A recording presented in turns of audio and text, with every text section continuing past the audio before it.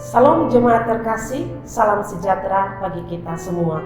Senang sekali hari ini kita berjumpa kembali dalam renungan Light of Revival. Harapan dan doa saya Bapak Ibu Saudara semua ada dalam keadaan yang baik di hari yang baru ini. Mari kita sama-sama merenungkan firman Tuhan. Kejadian 35 ayat yang kedua. Lalu berkatalah Yakub kepada seisi rumahnya dan kepada semua orang yang bersama-sama dengan dia, jauhkanlah dewa-dewa asing yang ada di tengah-tengah kamu, tahirkanlah dirimu dan tukarlah pakaianmu.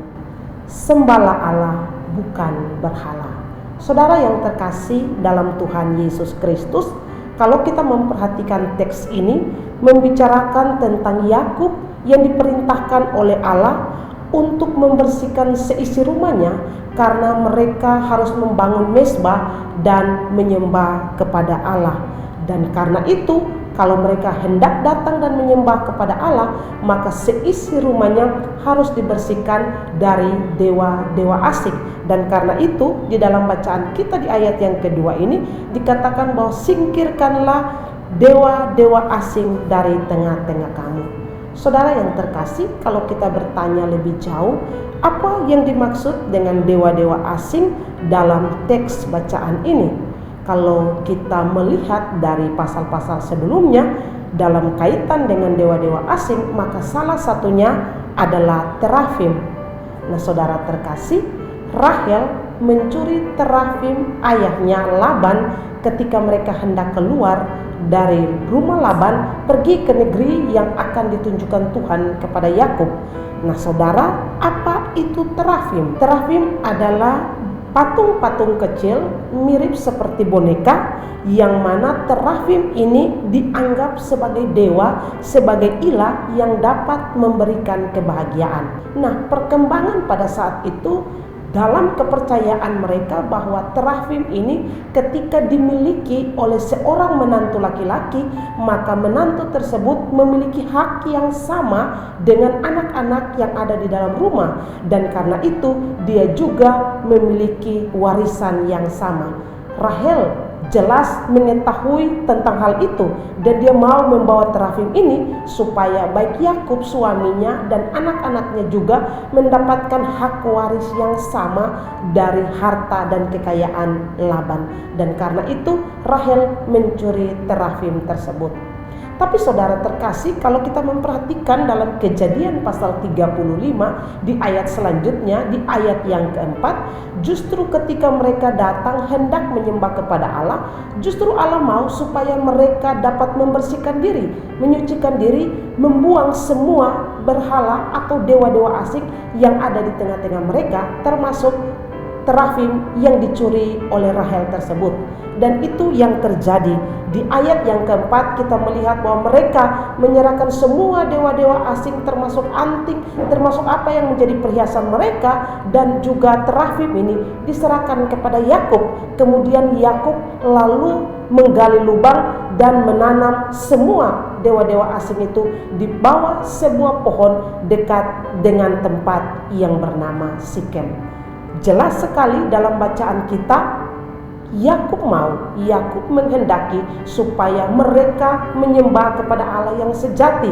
Allah yang sejati itu tidak boleh berdampingan dengan Allah atau ilah-ilah asing atau berhala yang disembah oleh nenek moyang daripada bangsa lain. Nah, saudara terkasih, dari bacaan ini jelas terlihat bahwa Yakub begitu tegas menunjukkan bahwa Allah adalah yang utama di dalam penyembahan mereka. Allah tidak boleh berdampingan dengan apapun yang itu menjadi penghalang mereka datang kepada Allah yang sejati.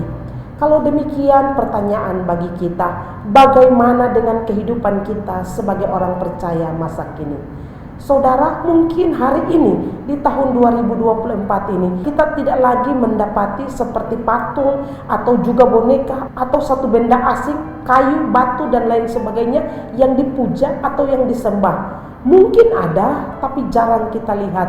Tapi saudara, yang berbicara tentang berhala atau ilah asing bukan saja berupa benda-benda yang disembah, tapi ingat bahwa berhala adalah segala sesuatu yang menjadi penghalang antara kita dengan Allah. Itulah yang disebut dengan berhala.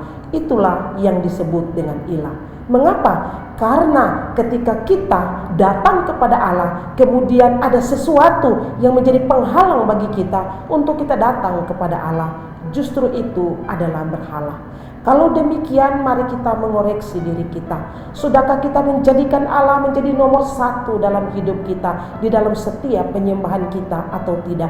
Atau ada hal-hal lain, atau ada kondisi-kondisi tertentu, atau ada orang-orang di sekitar yang menjadi penghalang bagi kita untuk kita datang kepada Allah?